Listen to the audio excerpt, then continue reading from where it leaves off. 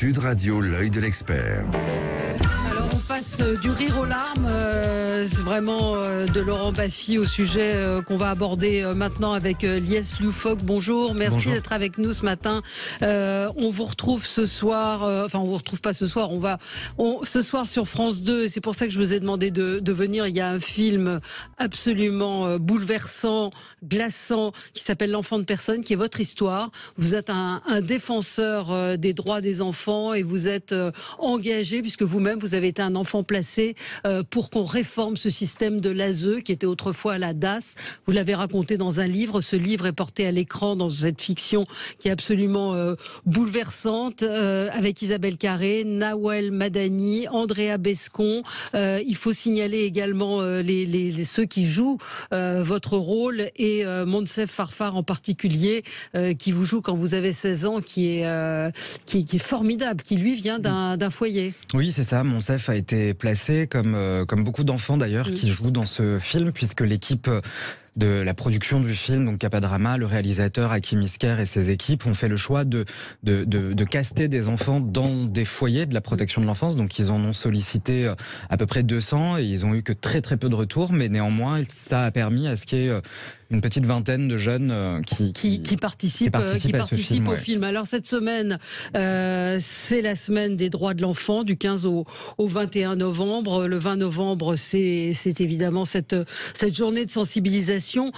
Il y a une colère en vous que je ressens aussi, parce qu'on avait reçu la réalisatrice du documentaire Bouche cousue sur M6, qui était absolument révoltant sur ce qui se passe dans certains, on ne va pas généraliser, foyers, et les choses bougent très très lentement. De redonner ces chiffres sur ce que deviennent les enfants placés, qui est absolument sidérant. Oui, les choses, vous l'avez dit, bougent très lentement. Malheureusement, moi je pense qu'une prise de conscience commence à s'opérer dans la société sur le sort réservé aujourd'hui aux enfants placés, qui généralement reste plutôt dramatique. En France, une personne sans domicile fixe sur 4 est un ancien enfant placé, et cette proportion, elle atteint des seuils phénoménaux quand on parle des jeunes SDF âgés de moins de 25 ans, puisque quasiment 1 sur 2 sort tout droit des familles d'accueil et des foyers de l'aide sociale à l'enfance. Donc là-dessus, il y a une nécessité de réformer en profondeur notre système de protection de l'enfance. Il y a une nécessité de rendre obligatoire pour les départements qui sont en charge de mener cette politique publique la proposition à tous les enfants placés d'être protégés au-delà de leur majorité, comme le ferait n'importe quel parent d'ailleurs. Et puis évidemment une nécessité absolue de créer des garde-fous, de contrôler les établissements. Alors oui, tous ne sont pas maltraitants, néanmoins les violences institutionnelles sont aujourd'hui systémiques, c'est très documenté. La Haute Autorité de Santé a déjà alerté, le Défenseur des droits, le Conseil national pour les droits de l'homme également. La Cour des comptes a pointé des défaillances dans le pilotage national de la protection de l'enfance important. Donc tous les acteurs aujourd'hui sont d'accord sur le constat. Et donc, ce qu'il nous reste à faire aujourd'hui, c'est passer à l'étape supplémentaire, qui est une réforme radicale du système d'aide sociale à l'enfance pour qu'il soit le plus juste possible pour tous les enfants. Alors, je précise que c'est une soirée continue, que ce soir, il y a donc cette fiction suivie d'un débat à laquelle le secrétaire d'État chargé de la protection de l'enfance, Adrien Taquet, ne participera pas, parce qu'il est occupé avec la journée de la prostitution, contre la prostitution des mineurs. Néanmoins, vous lui en voulez à Adrien Taquet. Alors, je précise, petite parenthèse, votre film a 4 étoiles ce matin dans Le Parisien, 17 sur 20 dans Le Figaro. C'est un film qui est réaliste, qui reflète assez bien la réalité. Il est interviewé, Adrien Taquet, et il est plutôt content de l'action de l'État. L'État a investi des moyens supplémentaires, plus de 600 millions d'euros pour améliorer la protection de l'enfance. Cet argent va permettre au département de créer des places supplémentaires dans les foyers. C'est pas ça le problème. Vous répondez que c'est pas ça la question. Comment ne pas être en colère quand on lit ces mots dans le Parisien ce matin? Que l'État se félicite d'injecter seulement 600 millions d'euros, en plus qui n'est pas forcément consacré uniquement à l'aide sociale à l'enfance, alors qu'on sait qu'aujourd'hui les départements, eux, mettent sur la table 9 milliards, c'est honteux. Ouais. C'est honteux, et ça l'est d'autant plus que ce soir, il ne sera pas devant les Françaises et les Français pour expliquer son action de ces 3 dernières années. C'est honteux parce qu'en plus, France Télévisions lui a proposé à plusieurs reprises de décaler la date du tournage pour s'assurer de sa présence, et que néanmoins, il a quand même pris le parti de fuir ce débat avec une magistrate, une famille d'accueil, des professionnels de l'aide sociale à l'enfance. Pourquoi, à votre avis? Parce qu'il n'y a pas de bilan aujourd'hui à présenter aux Françaises et aux Français. Je crois qu'à la veille de l'élection présidentielle, à une heure de grande écoute, écoute, assumer qu'il n'y a que trop peu de choses qui ont été mises en œuvre est délicat et complexe. Voilà. Ce qui est raconté dans le film, qui est votre histoire, c'est la manière dont on vous place, dont on vous retire d'une famille qui vous avait eu bébé. À un moment, il y a un déménagement et vous ne pouvez pas suivre cette famille parce qu'elle change de département. Et c'est terrible parce qu'on a l'impression que l'intérêt de l'enfant n'est pas du tout pris en compte. À un moment, il y a une scène terrible aussi devant un juge, une juge qui a l'air plutôt humaine. C'est ça qui est bien dans le film. Et qui est une vraie juge. Et qui est une vraie juge. Et qui est plutôt humaine, mais on ne comprend pas pourquoi elle prend la décision de ne pas vous laisser partir avec Isabelle Carré, qui elle est prête à vous accueillir. Il y a votre mère qui s'oppose aussi, qui ne vous abandonne pas. Et ce qui est le cas de beaucoup de tous les enfants placés qui ne sont pas adoptables parce que les parents ne renoncent pas. Comme n'importe quelle institution, l'aide sociale à l'enfance est traversée par des dogmes et par des idéologies. En l'occurrence, en France, on a sacralisé les liens du sang, souvent au détriment des enfants. Alors évidemment, c'est un sujet qui évolue. Moi, je me souviens qu'en 2016, Laurence Rossignol, qui était ministre de l'Enfance sous le gouvernement de François Hollande à l'époque, avait fait voter une loi pour faciliter les procédures de délaissement parental et permettre à de nombreux enfants placés d'être proposés à l'adoption simple. On note que dans les dernières statistiques qui ont été rendues publiques par l'Observatoire national de la protection de l'enfance, il y a une petite augmentation du nombre de retraits d'autorité parentale en France, même si elle reste minime, c'est une avancée. Il faut aller beaucoup plus loin, et il faut aller beaucoup plus loin dans la manière dont on recueille la parole des enfants placés, dans la manière dont ils sont amenés aussi à être représentés devant la justice. Et pour cela, nous, on formule une proposition très simple, c'est que chaque enfant placé ait la possibilité et le droit d'être assisté d'un avocat. Ce qui n'est pas actuellement permis par le Code civil en France. Les enfants placés, s'ils ne sont pas considérés comme étant discernants et s'ils n'en font pas eux-mêmes la demande, ne peuvent pas aujourd'hui avoir l'assistance d'un avocat. Et ça, c'est un scandale majeur. C'est un scandale majeur parce qu'on est dans un état de droit, que l'on parle de procédures judiciaires et que les enfants sont partis de ces procédures judiciaires et que pour cela, il faut qu'ils aient un interlocuteur, un professionnel qui soit en capacité de les défendre et de les défendre correctement, notamment en pointant cette question de la responsabilité juridique des parents et du potentiel retrait ou pas de l'autorité parentale. C'est trop peu fait aujourd'hui devant les juridictions et c'est là-dessus qu'il va falloir avancer aussi. Mais est-ce qu'il y a une volonté politique d'avancer dans ce sens ? On nous répond que l'avocat d'enfant aujourd'hui coûterait trop cher à mettre en œuvre. Parce que le budget de l'aide juridictionnelle exploserait et que donc, en l'occurrence, l'État ne souhaite pas débloquer de fonds pour permettre à ce que cette mesure voie le jour. Moi, je suis triste de ça. Je suis triste que l'on considère qu'il n'y ait que des adultes qui, aujourd'hui, peuvent avoir un avocat à leur côté pour les défendre. Je suis triste que dans beaucoup de procédures pénales, dans même les procédures pénales en général qui concernent des mineurs, l'avocat est obligatoire, mais que dans les procédures civiles, donc les procédures de protection, celui-ci ne le soit pas. C'est une aberration et c'est une aberration que j'espère le Sénat corrigera en fin d'année avec l'examen d'un projet de loi qui sera amené à examiner. Il y a une chose qui m'a étonné aussi dans l'interview qu'accorde Aurélien Taquet ce matin, Adrien Taquet, pardon, c'est quand il dit « Nous allons également créer une base nationale des assistants familiaux pour éviter qu'une famille suspectée de maltraitance disparaisse des radars en changeant de département. » C'est absolument ahurissant que ça n'existe pas déjà. Enfin, nous allons renforcer le contrôle des antécédents judiciaire des personnes en contrat avec les mineurs. Là aussi, ça paraît... Mais c'est vous dire de là... Ça montre qu'on en est quand même très très loin. C'est vous dire qu'on part de loin, oui. C'est ce qui aurait dû être mis en place il y a déjà 20 ans de cela, commence tout juste aujourd'hui à être pensé et réfléchi. Moi, évidemment, je me félicite de la création de ce fichier national pour recenser les agréments des familles d'accueil. Je me félicite également de la possibilité pour des parlementaires de pouvoir se rendre de manière inopinée dans les structures de placement, ce qui leur était refusé jusqu'à présent.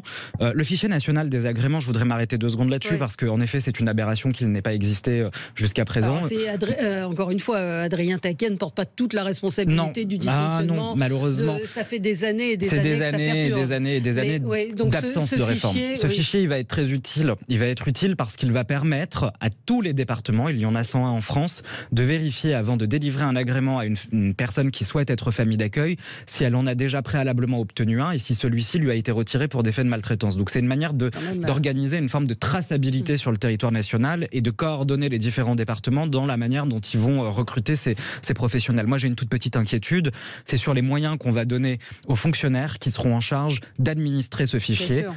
Et c'est là où, voilà, j'espère qu'on ira plus loin que ce qui a été prévu dans le projet de loi et que des moyens financiers vont être débloqués. Autre remarque d'Adrien Taquet, il dit donc beaucoup de familles vont partir à la retraite, beaucoup de familles d'accueil vont partir. Les familles se sentent seules. Il est prévu d'instaurer un SMIC dès le premier enfant. Mais ça, est-ce qu'il n'y a pas un risque on parle de la marchandisation du corps des femmes quand on parle de GPA.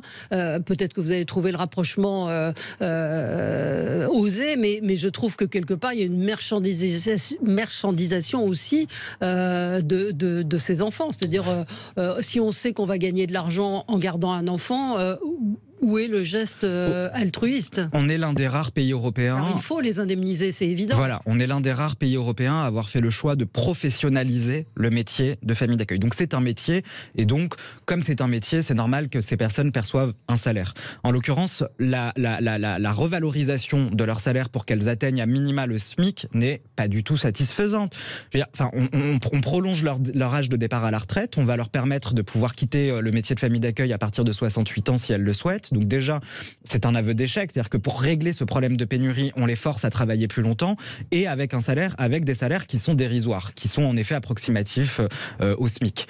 Et pour nous, c'est pas satisfaisant parce qu'il y a d'autres réformes à mener pour ramener des familles d'accueil dans le giron de l'aide sociale à l'enfance, notamment leur permettre, par exemple, de pouvoir cumuler avec une autre activité professionnelle. On a plein de gens dans la société qui ont envie d'accueillir des enfants placés chez eux, mais qui ne peuvent pas parce que cela demande à ce qu'ils démissionnent de leur poste, à ce que pendant des années, ils soient coupées du monde professionnel. C'est handicapant parce que le jour où elles veulent arrêter ce métier de famille d'accueil, eh bien elles se retrouvent avec un vide considérable sur leur CV et ne peuvent pas passer à autre chose. Donc on demande ça, on demande également à ce qu'il y ait des passerelles entre la fonction publique d'État ou la fonction publique territoriale et le métier de famille d'accueil. Pourquoi ne permettons pas à des éducateurs spécialisés en fin de carrière ou en burn-out même, peut-être parfois aussi parce que leurs conditions de travail sont indignes. C'est indigne. Moi je suis éducateur spécialisé et je ne comprends pas comment ma profession a encore autant de difficultés à s'organiser pour créer un rapport de force et obtenir des avancées en ce qui touche à leurs conditions de travail. Je trouve que la manière dont on nous traite dans ce pays est lamentable. On a beaucoup parlé des soignants pendant la crise sanitaire, on a complètement oublié les travailleurs sociaux qui font un métier tout autant honorable et qui ont besoin d'aide aujourd'hui. Qui ont besoin d'être soutenus. Il y a des vocations ou pas, ou c'est d'un métier? Il y a une crise des vocations. Non, il y a une crise des vocations. Il y a une perte de sens aujourd'hui dans la manière dont on exerce notre métier. Il y a des pressions importantes sur nous. On est là pour veiller à la cohésion nationale, à la cohésion sociale, mais on ne nous donne pas les moyens de le faire. Et ça, c'est une réalité. Malheureusement, beaucoup de travailleurs sociaux quittent le métier, se réorientent professionnellement dans des états lamentables. Dans mon service, on est très nombreux à être en arrêt maladie. On a été très nombreux à être en arrêt maladie. Beaucoup démissionnent et je crois que c'est malheureusement une situation qui tend à se généraliser. Donc là-dessus, évidemment, c'est un angle mort. C'est un angle mort qui n'est toujours pas arrivé sur la table des différents ministres en charge de ces sujets et je le regrette profondément. Mais pour le métier de famille d'accueil, la pénurie, malheureusement, ne se réglera pas simplement en augmentant leur salaire pour leur permettre d'avoir un SMIC. Il faut vraiment repenser radicalement le mode d'accueil familial en France. Oui, alors on va peut-être en dire un mot. Michel, un auditeur nous dit, placé à l'âge de 5 ans à la DAS, pourquoi faut-il 10 ans pour que les parents soient déchus de leurs droits, car à 15 ans, vous n'êtes plus adoptable? Effectivement, il y a cette question et le placé-déplacé, où on place un enfant, on le retire. Enfin, cette scène est absolument déchirante dans la fiction de ce soir. C'est-à-dire pourquoi un enfant, même s'il n'est pas adoptable, ne reste pas dans la même famille et souvent est retiré. Je crois que pendant longtemps, on a considéré que les professionnels qui s'occupaient des enfants placés ne devaient pas s'y attacher. C'est-à-dire que nous, dans le jargon professionnel, on parle souvent de la bonne distance. On devrait plutôt parler de la bonne proximité. Bien sûr. Donc tout ça, c'est encore une fois un fonctionnement institutionnel qui trouve sa source dans l'histoire même de notre pays, dans la manière dont le système de protection de l'enfance s'est construit, avec comment dirais-je, un espoir à chaque fois de considérer que on va réussir, avec mais même presque un fantasme de se dire qu'on va reconstruire le lien parent-enfant, qu'on va réussir à faire en sorte que cet enfant soit réintroduit dans son environnement naturel qu'est sa famille biologique. Et souvent, malheureusement, parce qu'il n'y a que très peu de diagnostics sur les compétences parentales, même si on bénéficie de toute l'expertise pour pouvoir les poser, eh bien on en arrive à des situations comme celle-ci où les enfants les enfants ne sont pas adoptés, l'autorité parentale n'est pas retirée, ou même parfois des enfants sont changer de famille d'accueil alors qu'ils s'y trouvent extrêmement bien et qu'ils ont beaucoup d'affection, beaucoup d'amour. Ouais, et puis la question, à 18 ans, que deviennent-ils? Une auditrice nous dit, mais si les parents ne touchaient pas les allocs et les primes de rentrée, je ne pense pas que les parents à qui on a retiré les enfants touchent les allocations familiales. Pas dans tous les cas, moi je ne ferai pas de généralité sur les allocations familiales, parce qu'il y a beaucoup de parents d'enfants. Je pense que renoncer aussi à ces droits parentaux, c'est une démarche c'est jamais évident. Qui est mais c'est terrible, évidemment. Comment ça se passe à l'étranger? Vous avez évoqué l'étranger. Est-ce qu'il y a des systèmes, des pays où ça fonctionne mieux? Il y a des doctrines différentes à l'étranger. Par exemple, les pays anglo-saxons sont vraiment sur une tendance à l'inverse de nous, mais à l'extrême. C'est-à-dire que eux, pour le coup, la question des liens du sang est pas forcément quelque chose de sacré chez eux. Donc il y a une facilité à extraire un enfant de son environnement familial, parfois de manière très brutale, de retirer les autorités parentales aux parents et de confier les enfants à l'adoption. Mais souvent, c'est de manière radicale, c'est irréversible, c'est fait parce que les parents sont pauvres ou parce que les femmes, essentiellement, ont des grossesses précoces, etc. Donc eux sont vraiment sur une doctrine complètement différente de l'autre. Moi, je ne souhaite pas qu'on tombe là-dedans parce que je pense que ça conduirait à d'autres dégâts et ça engendrerait des problèmes assez importants. Mais il faut trouver un juste milieu, et le juste milieu, c'est toujours repositionner l'intérêt supérieur de l'enfant au centre des décisions que l'on prend. Chaque situation d'enfant placé est différente et elle doit être abordée avec singularité et avec précision. Pénurie de personnel, d'aides-soignantes. Et ça, c'est grave. Et c'est ça qui est grave. Et ça, c'est grave. Ça a des conséquences dramatiques. Moi, je sais que dans beaucoup de départements, il y a des enfants dont la justice a ordonné un placement, mais qui néanmoins sont contraints de rester au domicile parental, donc là où ils sont reconnus comme étant en danger, parce que nous n'avons plus de place. Dans le Lot-et-Garonne, par exemple, les salariés, les fonctionnaires de l'aide sociale à l'enfance sont en droit de retrait depuis 1 mois. Personne n'en parle, mais c'est des professionnels de l'ASE qui, depuis 1 mois, sont en droit de retrait parce qu'ils estiment que leur sécurité n'est plus assurée, du fait à la fois d'un système qui est en tension permanente, de l'absence de place, de la conflictualité aussi avec les parents ou l'incapacité tout simplement de remplir leur mission. Il y a des enfants, ça semble être une montagne quand même de complexité. C'est-à-dire qu'il y a des enfants qui aujourd'hui, qui ne devraient plus être chez leurs parents. Il y a une décision de justice qui a été rendue, mais on ne peut pas les placer en foyer ou dans d'autres familles. Il y a un problème d'accueil, il y a un problème dans les foyers de personnel. Et de contrôle, de normes d'encadrement, d'obligations. Par exemple, dans les foyers de la protection de l'enfance, les professionnels, avec des guillemets, parce que je dis avec des guillemets, parce que les diplômes du travail social ne sont toujours pas en 2021 obligatoires. C'est-à-dire qu'on a beaucoup de personnes. Le reportage d'M6 où une journaliste se fait embaucher comme ça en quelques minutes. C'est comme si moi demain j'allais à l'hôpital et que je me définissais comme infirmier et que j'allais prodiguer des soins, mais sans avoir reçu aucune formation et sans avoir aucun diplôme. C'est lamentable. Voilà. Ce soir, ne manquez pas l'enfant de personne, parce que c'est un film d'une très très grande justesse, encore une fois, qui n'est pas manichéen, qui montre en particulier Andrea Bescan, qui est salarié de l'ASE et qui est prisonnière en fait entre cet enfant, entre l'administration. Enfin, j'ai trouvé que c'était vraiment une fiction absolument remarquable, avec Isabelle Carré, formidable, Nawel Madani dans un rôle où on n'a pas forcément l'habitude de la voir, Andrea Bescon et puis ses enfants qui vous représentent et qui racontent votre histoire. C'est ce soir, et avec le débat qui est en direct ou qui est enregistré cet après-midi. Enregistré cet après-midi. Écoutez, il faut vraiment regarder ce soir France 2, l'enfant de personne. Merci beaucoup. Merci à vous. Lies Loufoque, et on sera avec vous tout le temps. Vous le savez, on vous soutient. Et si vous avez besoin, l'antenne de Sud Radio vous est ouverte. Il y avait beaucoup de monde qui vous suivait ce matin sur le Facebook de Sud Radio. Donc j'espère qu'ils seront devant leur poste ce soir. Nous, on continue, hélas, avec d'autres. Enfin, je dis hélas parce qu'on serait resté plus longtemps encore avec vous pour commenter l'actualité. À tout de suite.